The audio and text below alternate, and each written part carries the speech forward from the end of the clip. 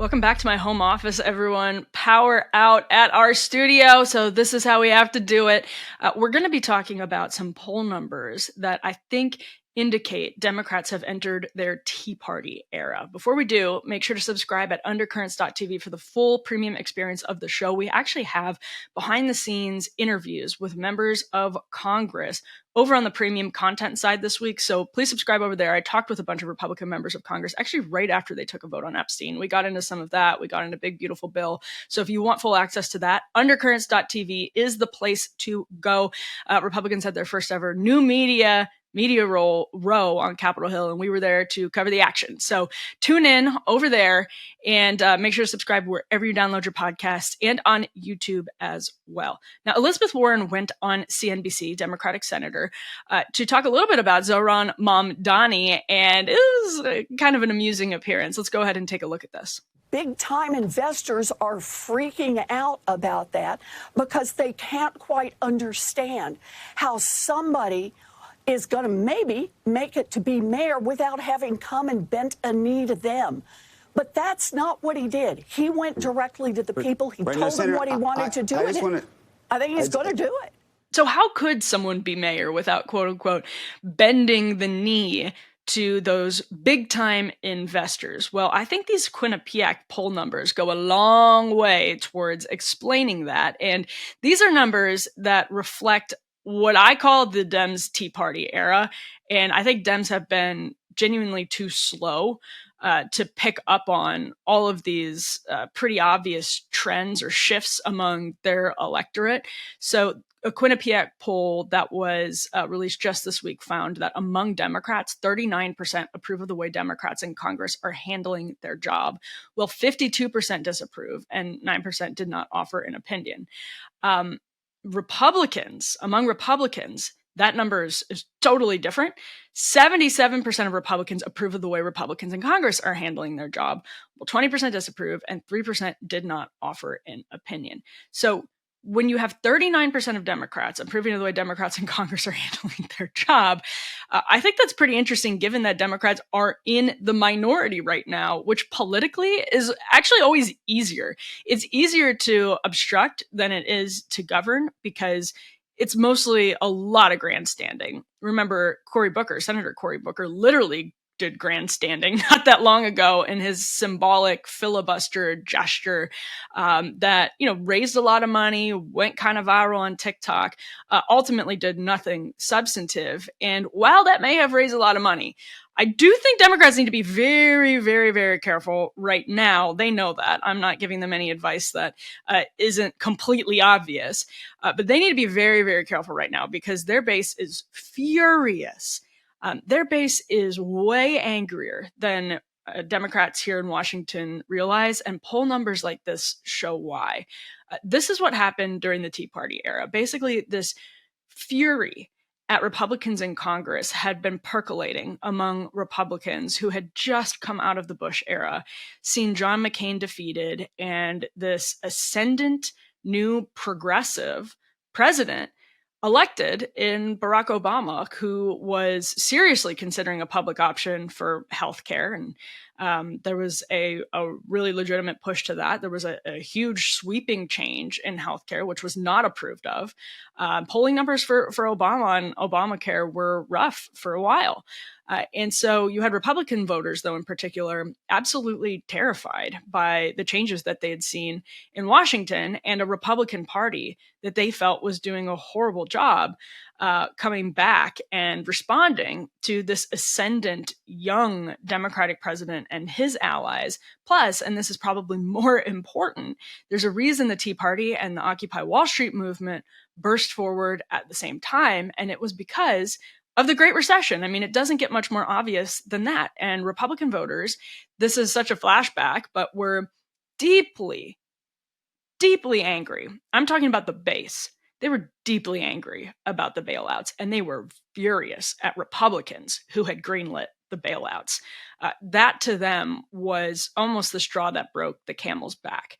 And so the Tea Party movement springs up, is sort of interpreted as a pro-austerity movement because people were really upset about the financial mismanagement of the country, about the national debt, about these totally unsustainable entitlement programs. But even for all of that, it wasn't as though voters wanted a bunch of slashes being made to these entitlement programs. What they wanted was to feel heard by people in Washington. They wanted Congress to come up with systems that were going to be sustainable and that were going to be just, and that weren't going to basically pull the rug out from under them in another 20 years with another serious financial crisis.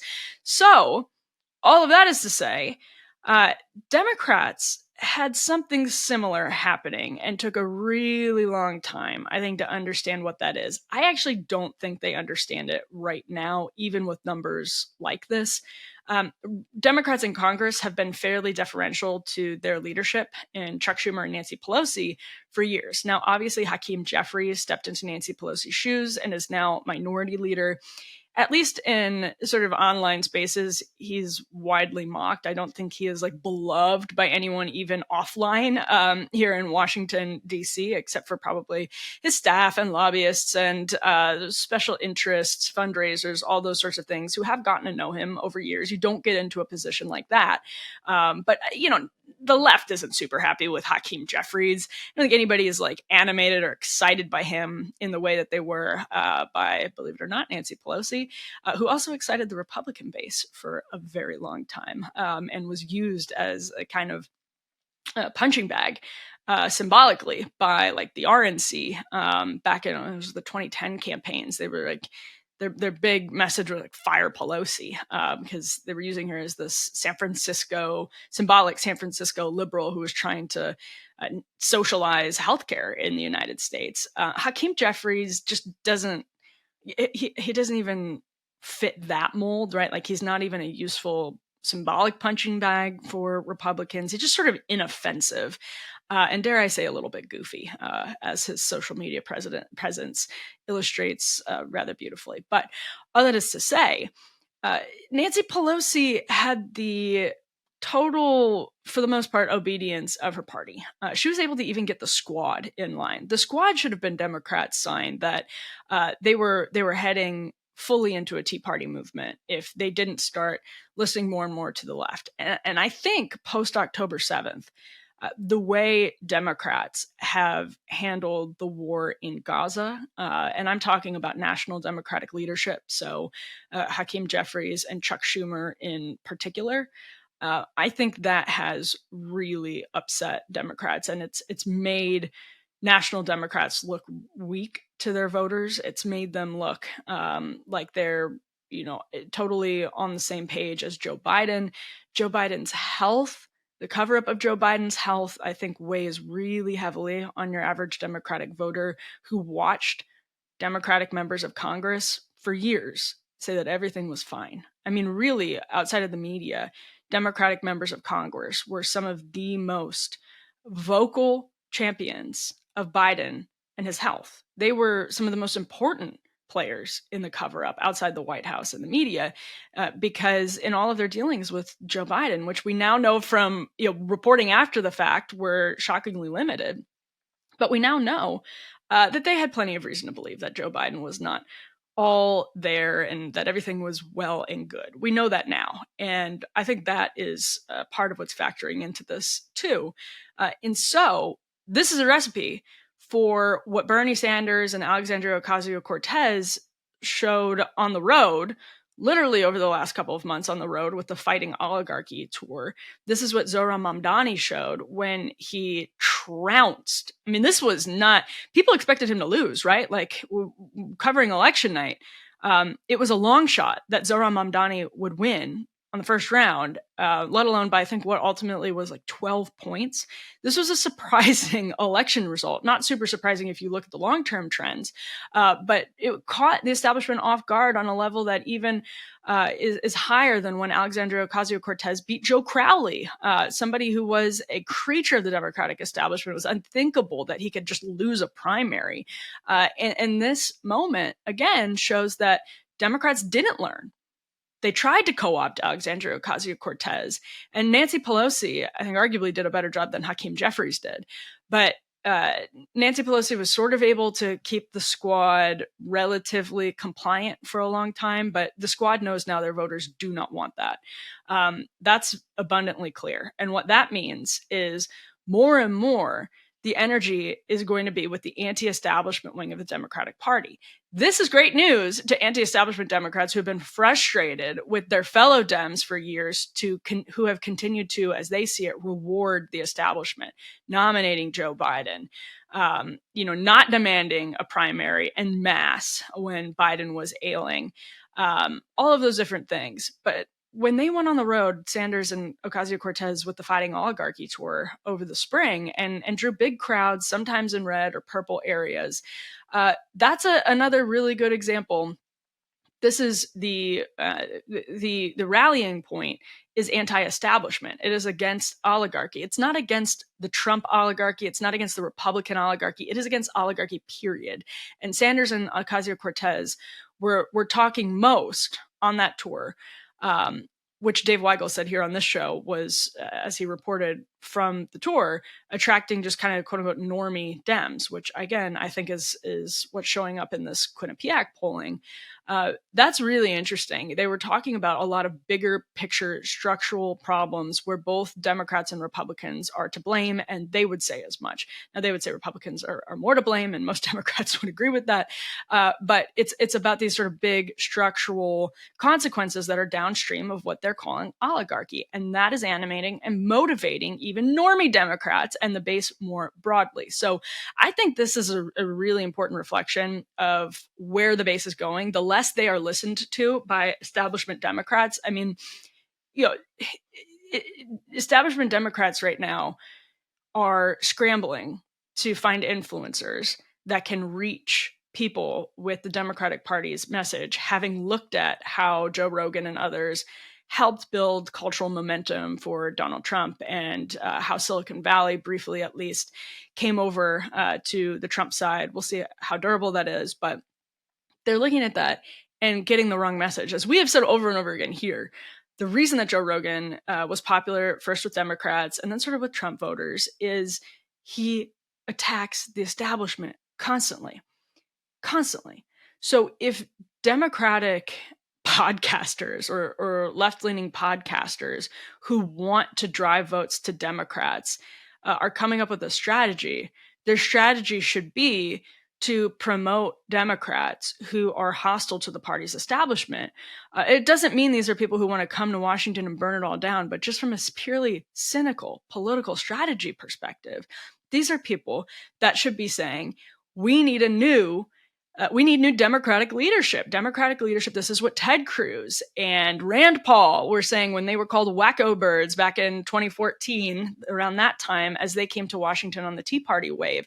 This is what the Freedom Caucus was saying when they sucked up all of the energy in the Republican base and eventually came to basically such total control that they are now almost, I won't say totally, but they're now, they've lost so much of their power, because a lot of their power, people who were involved in that movement are like in the White House and in MAGA world in very high profile positions. Mark Meadows was the White House chief of staff in Trump 1.0 and is still a voice in Trump world. So all of that is to say, Democrats have this opportunity to elevate, even again, I'm just going to say it's cynical political strategy, to elevate a cynical political strategy where they're attacking their own leadership for the sake of gaining more power.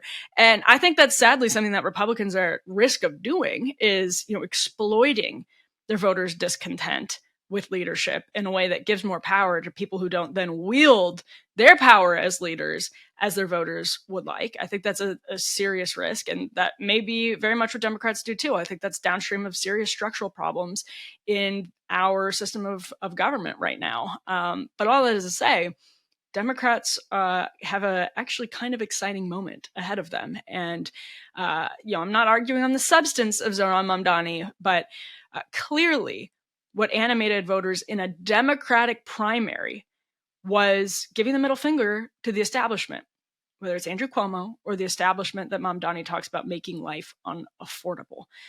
And that should be something that's good news for Democrats, because it brings them to a really obvious strategy.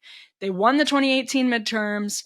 They won the presidency back in 2020, and everything has sort of crashed for them politically since then. The brand has crashed, and it's because they had this false sugar high of the lawfare era, right?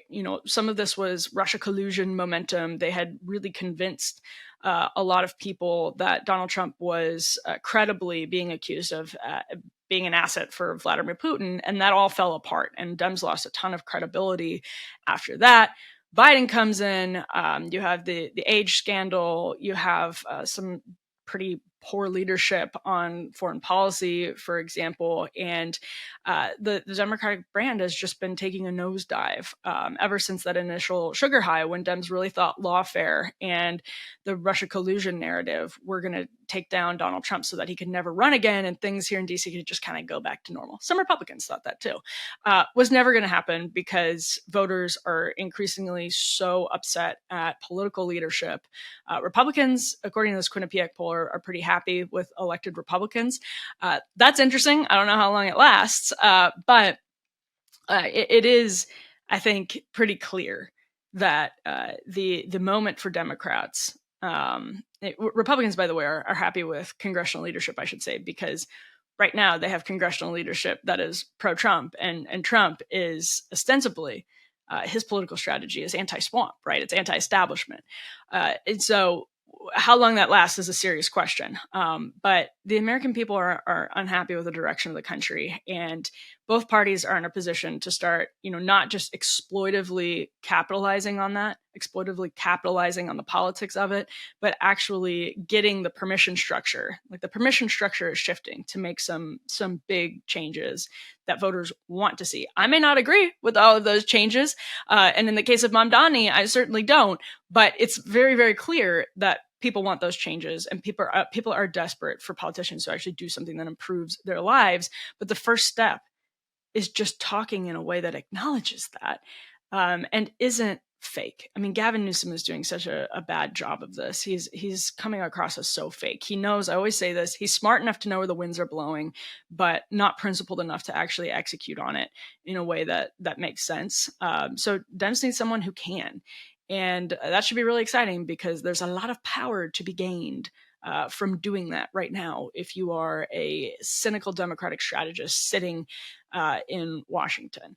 Thank you so much for tuning in. As a reminder, you can subscribe over at undercurrents.tv for the full premium experience, all kinds of good stuff over there. This week, we have exclusive access for premium subscribers to interviews that I did with some Republican members of Congress at the GOP's new Media Row event on Capitol Hill this week. So head on over there for that content. It's just for our premium subscribers this week. Make sure to subscribe on YouTube and wherever you download your podcasts, and we will be back, hopefully, in our studio where the power will be restored soon. So stay tuned for that.